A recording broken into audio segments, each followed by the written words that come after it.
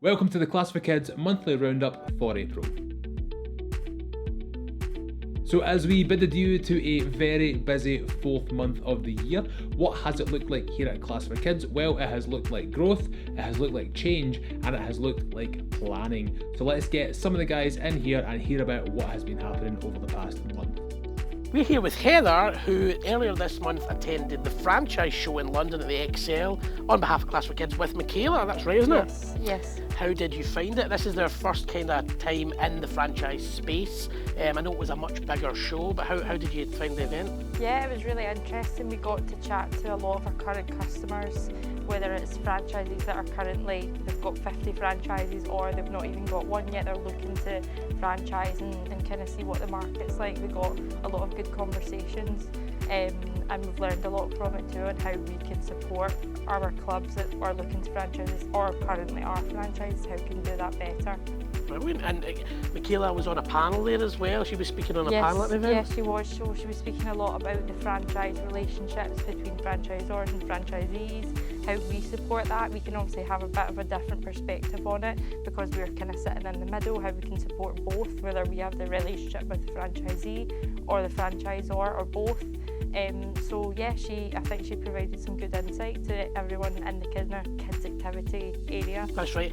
It was a kids activity pavilion. Yes. Because obviously every franchise in the world, there was McDonald's there. Yes. Did you get any free burgers? No. What? Unfortunately, no free food. I was really sad. What about at all in the whole place? None.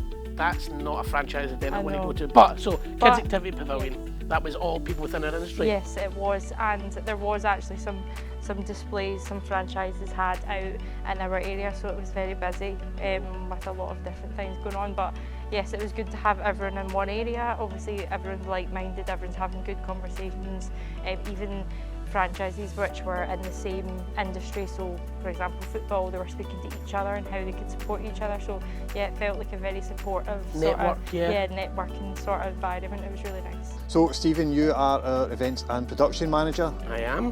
What have you been working on recently? Well, this month we had one event at the start of the month that we supported at the franchise show. However, what we've been doing over the last couple of weeks is really planning for our own events that we're going to be having further into the year in July and one in September. Yep. So you remember Future Coaches last year? I remember Future Coaches, yeah. That was a very good event where we brought lots of football coaches in, and this time we're going to be doing it 3 times because we're taking it on tour.